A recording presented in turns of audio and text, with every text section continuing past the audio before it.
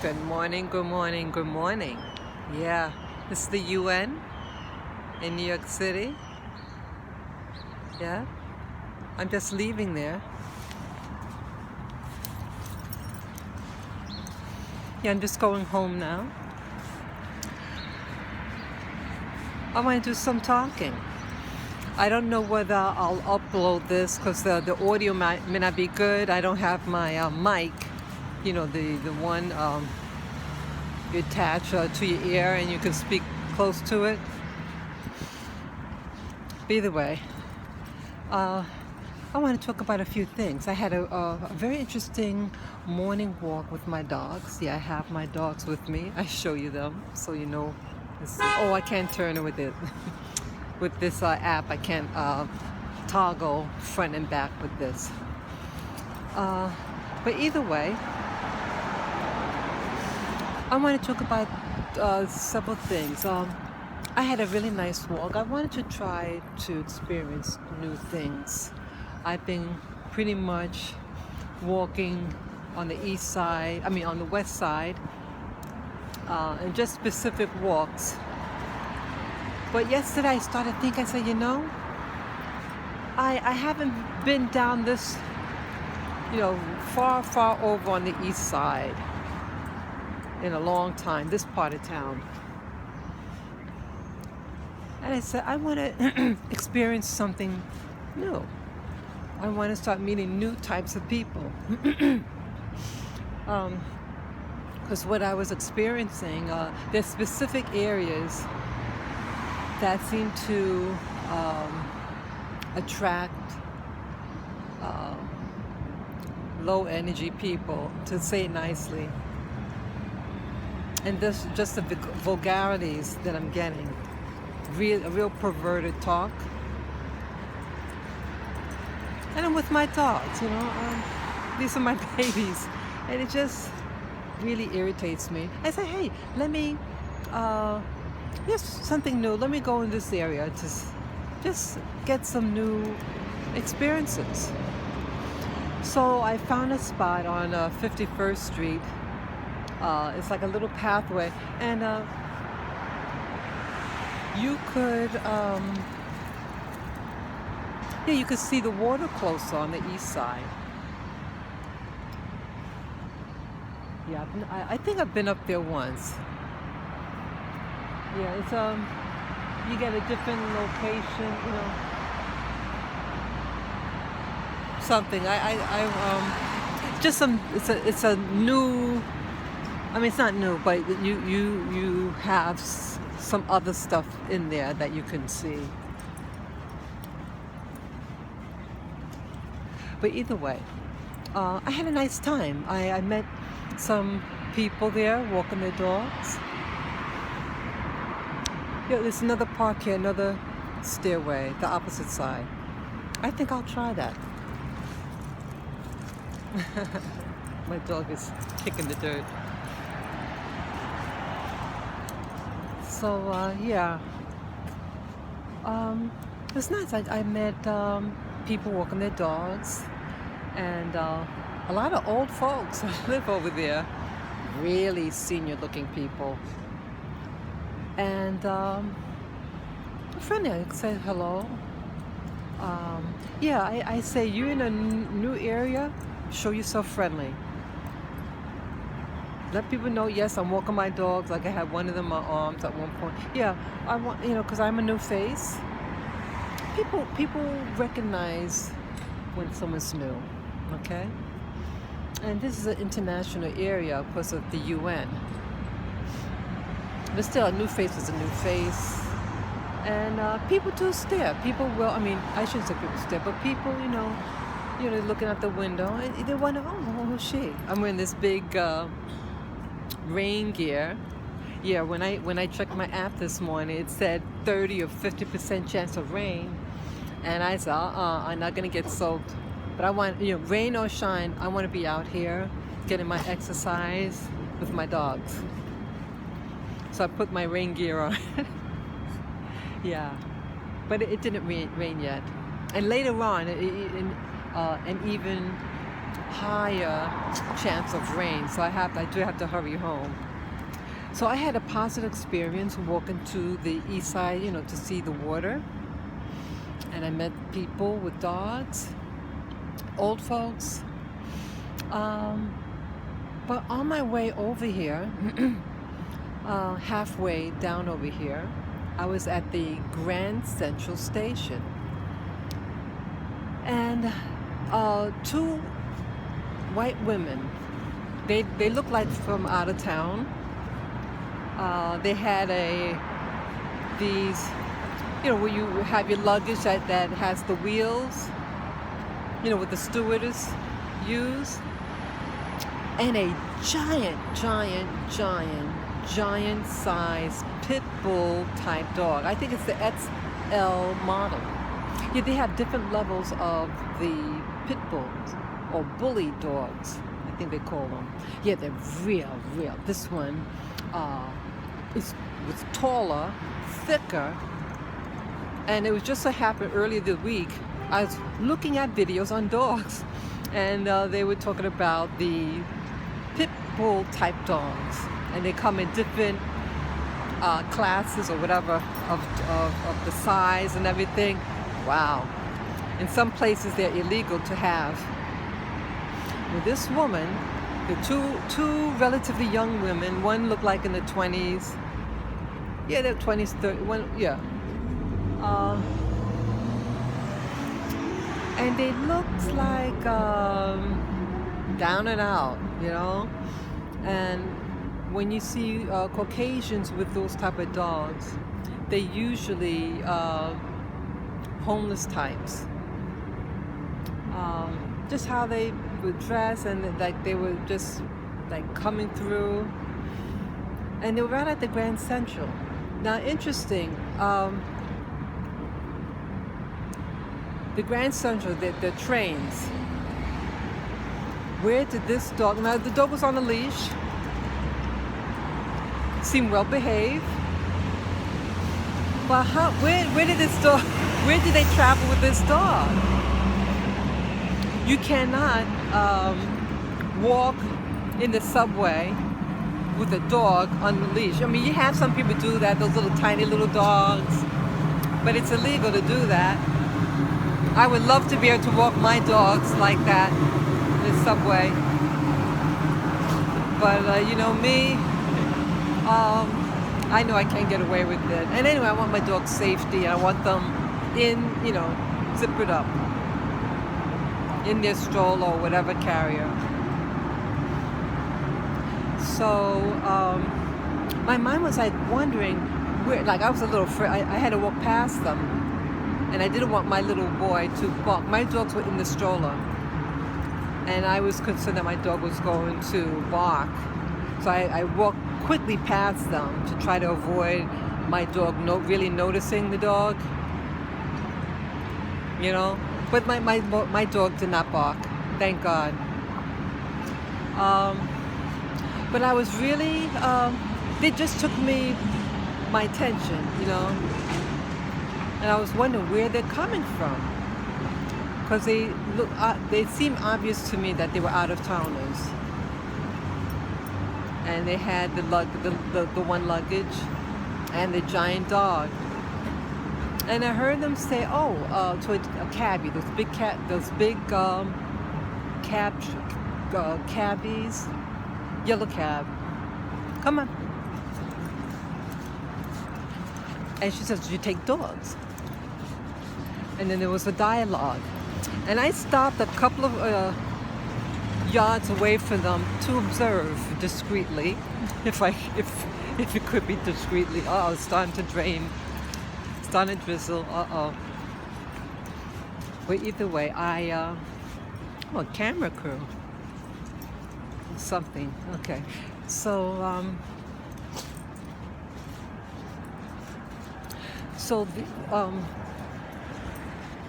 to make a long story short, only one of the ladies got in with the dog, and it pulled away. Even helped them with the luggage. Now that was nice that the guy took them in the taxi. But why am I mentioning this? Good morning.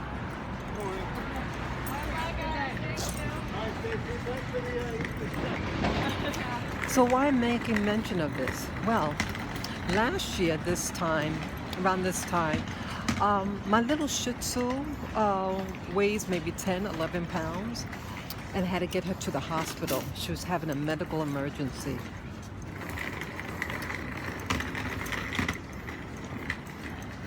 Sorry, just checking on my doggies.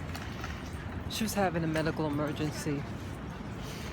And I raced out of my house, my apartment, to go to, get a taxi and bring my dog to the hospital. And the cabbie, it was a yellow cab like hers, the one that I saw earlier today. Now they're just standing there, so a fleet of the cabs.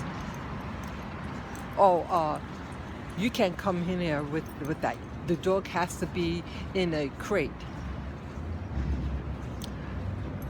I said, but I need to get to the hospital. Please, you have to put it. So I said, okay. So I race home, come back with the crate, but I didn't put the dog in the crate. I had my dog in one arm and the crate in the other, because I was having problems putting the dog in the crate because of the type of medical issue. It had a spine problem, and to try to maneuver the dog in the crate could hurt her spine, her back even more. So I do sit in the cab. I had the little dog on my lap. Oh, aren't you going to put, the taxi driver says, well, aren't you going to put the dog in the crate? I said yes. So I put the dog in the crate. We go. Now, okay. You want to go back inside? Okay, he's okay. You're just making noise. I'm just making sure he's okay. Yeah, I'm gonna put him inside. Come on. Yeah, he's like making noise.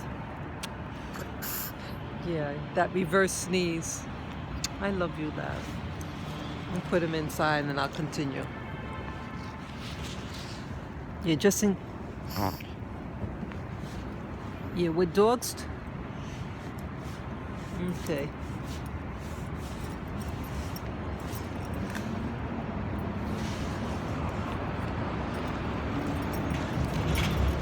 Okay, sorry about that. What flat-faced dogs do, they do a reverse sneeze, and that's what he was just doing. Okay. And it's starting to drizzle. So anyways, now it's nice that the lady was service. She had gotten excellent service. The guy spoke to her, seemed respectfully, and put her bags in the truck. I mean, in the cab in the back. It was those big cabbies, yellow cab, and then drove off, and the other lady was left behind. So, what I say? So last year, okay, what I was mentioning. See, I got distracted there.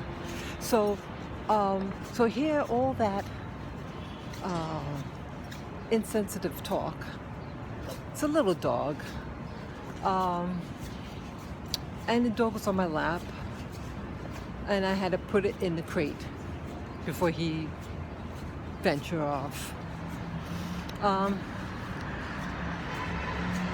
I was taken back that I was required, yellow cab, I was required a crate for a little dog. But this lady had, wow, a giant-sized dog, a pit bull, one of the giant ones, uh, I was taken back. She didn't have to put the dog in a crate, and I don't know how she would have traveled with that dog. I don't think you can take the Grand Central train with a dog that's not in a crate. And a pit bull, those are that particular breed. They're very violent. They're bred for their tenacity. And it was another thing I saw some other year near where I live. Another Caucasian lady with a big dog. Very big dog, but not like a mutt type, but big. And this was I think an Uber. And cab comes, she opened the door, and the dog leaps in to the cabbie. And she gets in, and they drove off. Was she required to get a crate for her dog? Why? Now, I don't know how Uber goes. But what I notice, why I'm offended, is that, see, it seems like it made me feel that I was being discriminated against, that I was treated differently because of what I am. I was being treated differently.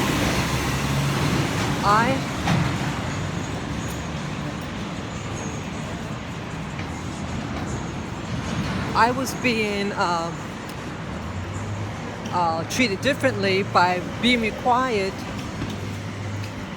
to get a crate for a 10-pound dog that's on my lap. They didn't have it jump onto the furniture. I mean, on the seat. It was emergency. And, in fact, when I came back with the crate, the cabbies had gone. The guy that I spoke to, he said, he had to go on his lunch break. It was something, and then they finally they took me. These cabbies that I had approached were African types. In New York City, much of the cabbies are either African or South Asian.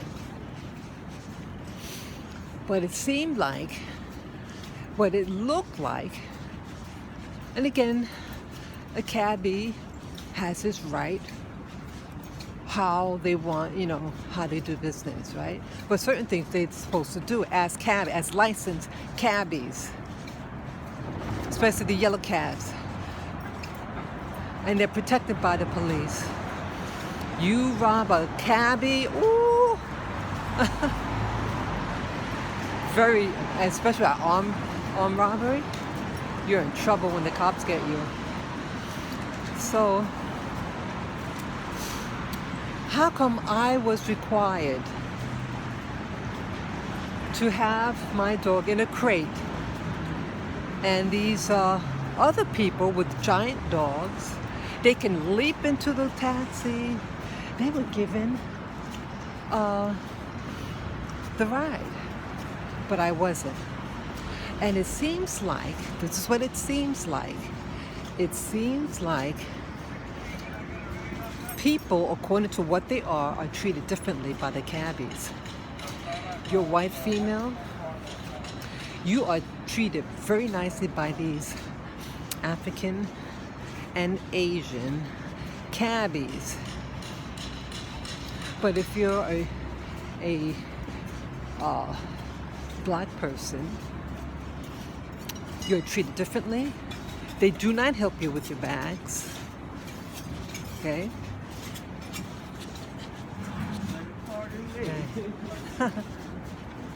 So why is that? So I'm offended. Now, I don't want these ladies to not be serviced. They asked for, okay, hey, you take a cabbie, and they did. okay? But when I want the same service, that I get the same service. And you get these foreign so-called minorities, from all these exotic countries. No, and I'm not anti-foreigner. Most of my life in the United States of America, I meet up with people from all over the world.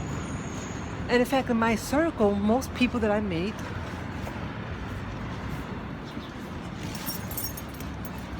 are people who are not from where I'm from. That's just how it went. I wasn't looking for that to happen. That's just how it was. The people who wanted to talk to me, whatever, are usually people from other places. Yeah, just crossing the street here. So I'm not about being anti-anything. But when you start to see disparities, that is what I'm addressing here. Only disparities. How you're treated, or the perception of how you're treated based on race. If you're a white person, a white male, white female, young or old, you are treated nice. Especially from these minorities from Africa, Middle East, or South Asia with the cabbies. I was just presentable.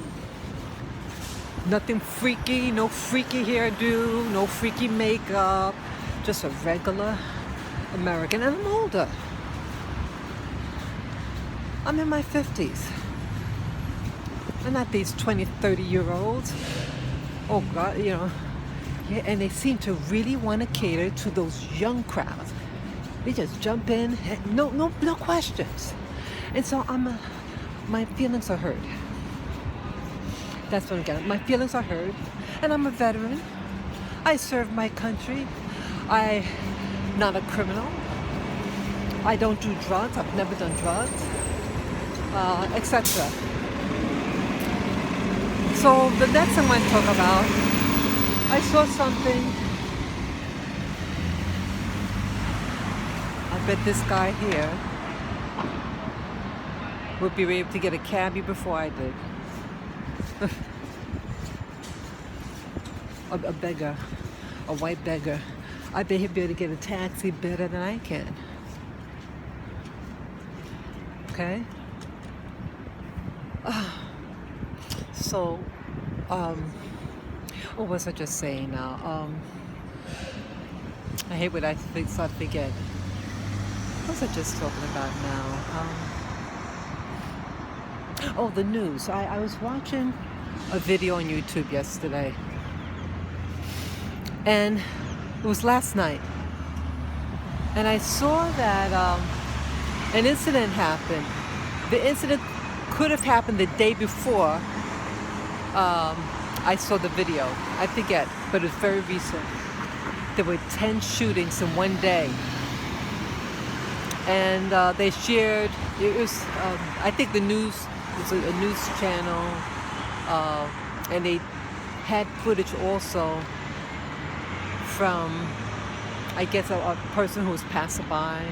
You know, sometimes you get citizens who upload videos, and then the media gets it and they upload it. And they showed,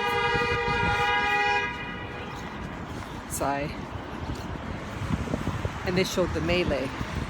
10 shootings in one day. In Brooklyn, East Harlem. And these are areas where blacks and Hispanics from the West Indies, like Dominican Republic, Puerto Rico, live primarily. And then yes, you have other Hispanics from other areas, but that's generally who lives in those areas. 10 shootings in one day. Now, with all that melee, was it a cop that shot those people? No. Was it a white person? Most likely not. What it is black on black crime and Hispanic on Hispanic crime, right? And so where is Black Lives Matter organization and Antifa in all this? Stop the violence, right? Stop what they call whitey or white supremacists from shooting the poor unarmed black man or Hispanic man, right? Wasn't that the narrative last year in 2020? Well, this is 2021. I think it's May 7th. It's Saturday morning. Yeah, it's probably like 8 o'clock in the morning right now. I got out early. So, what happened? You mean it's not Whitey, police officer? The blue-eyed man with the beard, with his shotgun? You mean it's just people that look just like them killing? I feel that the BLM movement should apologize to those people that they had beaten up last year, right? Just because they're white. Just because, right? How come they're not marching and going in those neighborhoods and beating up the people from there? See, why they're not out? Why BLM and Antifa aren't there? Because they are, excuse me, because they only came because it was election year and you wanted to make Trump look bad. Trump didn't cause the people from, 2 days ago to kill each other. 10 shootings in one day.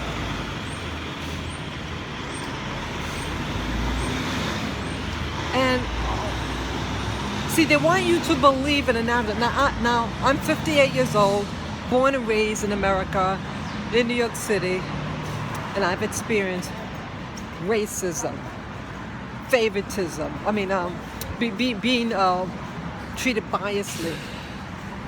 But you know what the real biasness now in this part of my life? Since I come back to New York, you know who I am targeted by? I am not targeted by white people or white police officers. I am targeted by my very own. And I'm angry at this false narrative. Yes, it is, you have biases. Yes, you have racism. Of course you do. I'd be a damn lie if I said it doesn't exist. You bet racism exists.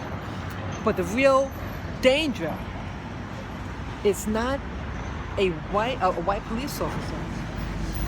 The black police officers are just as bad. It's the person you see in the mirror.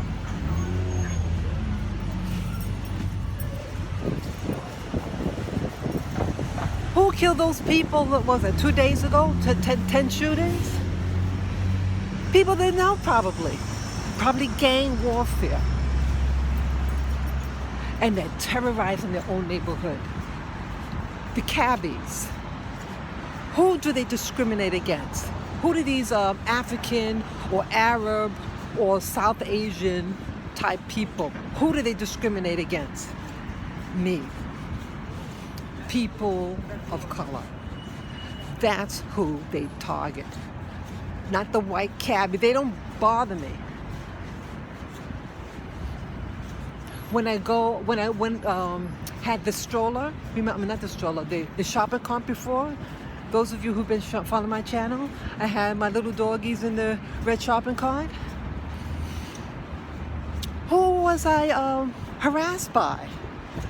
A black security guard, black American security guard. Who was I followed? Who followed me in a bookstore? And I had my dogs, and we've gone there several times already in the past. And I made sure when I came in, because my dog wasn't in the, my dogs were just on leash. I said, oh, is it okay to come in? Sure. It was an older black man, very friendly. Go in, and then I noticed a young, a black, really tall security guard talking in his sleeve. I said, oh, he's security, and he has those devices. And he's like looking at me real funny and then talking in his sleeve. And then he follows me around the corner. Then I go downstairs. He comes downstairs also. And yes, you bet I complained about it respectfully to management there. In New York City, you know who the real fucking so-called bigot or racist are? Other black people and other people of color, in my personal livelihood. Not a white man or a white lady, and not even a yellow person. The Chinese, they treat me very well, very, very well. Chinese type people, or I should say East Asian people, they treat me very well. They open the door. You see my stroller? Okay, you see that? This yellow man opens the door for, I thought he had to get in. No, he was helping me. Twice. 2 different occasions. And they went out their way to help me with my stroller to get in the store. Do black people do this? No. Yet I have a channel that tries to uplift the black community. I've done volunteer work in the black community. I've done all that. How you doing? Yeah, I've done that. And I stood up for black people in the military. But who I'm being targeted by? Wow. I went out of my way in the military for black rights in this particular incident. I've talked about it in the past, so I will even repeat it. Was I thanked? Was I recognized for it? Was I thanked when I did the volunteer work for my department? No. Foreign blacks had dissed me in that volunteer work I did. Real, but their own though, they treated very well. They gave her respect, but they didn't give me the respect. A veteran, American. See, they don't respect you, and I see that many people of color. When I say people of color, I mean people of black heritage from the West Indies or even Africa. They don't respect you, and I feel I'm a respectable person. I didn't do anything wrong. So why did I encounter this mess? Because of racism, but not from who you think. Who discriminates who? Those cabbies. Because see, these people from those other countries are I think the logic is, oh, if I mistreat these people, they're going to give me favor. And I think that's why they do it. And something like that even happened when I used to live in Hawaii. You had the people of color, if they were married to or in a relationship with a white person, I found them to be the bigots, overtly, verbally and body language hostile towards me. So I do this video as a wake-up call for the phoniness that happens here in America, to make Black America feel like a victim, that everybody that the real problem. Look at all these cops. See that? That the enemy is the white police officer. No, the real enemy is yourself. And teaching other so-called racial minorities colorism, isms, and yes, some of them coming in with those mentalities as well because of their baggage. The baggage is us and how we feel about ourselves. And some of us even bringing on false narratives, historical narratives, because you can't deal with the past. Lying about your past doesn't change what happened or other people's knowledge about you. You need to know yourself, and you need to stop your foolishness, and you need to start treating yourself and other people of color with respect. Yeah, the Chinese person isn't beating us up. You're beating them up. Uh-oh. Wow. Well, I had to get out of there. That's a... Yeah. This homelessness and... Yeah. More homeless people are here. Even now, getting more white people on the street, sleeping on the street. Sidewalk, I should say. Yeah, it looks, it's getting really bad here in New York City. Yeah, it's just getting spooky. Yeah. My livelihood, it's not, I mean, anybody's livelihood could be affected, okay? But in my personal experience, who I should be fearing are people from my very own, and not who historically we're told to be afraid of. Yeah, it's just about to rain, it's starting to drizzle more. Yeah. So that's all I want to say. I said I've been on for 37 minutes. So yeah, I'm hoping to upload this and hope audibly you can hear. So take care, guys. Bye-bye.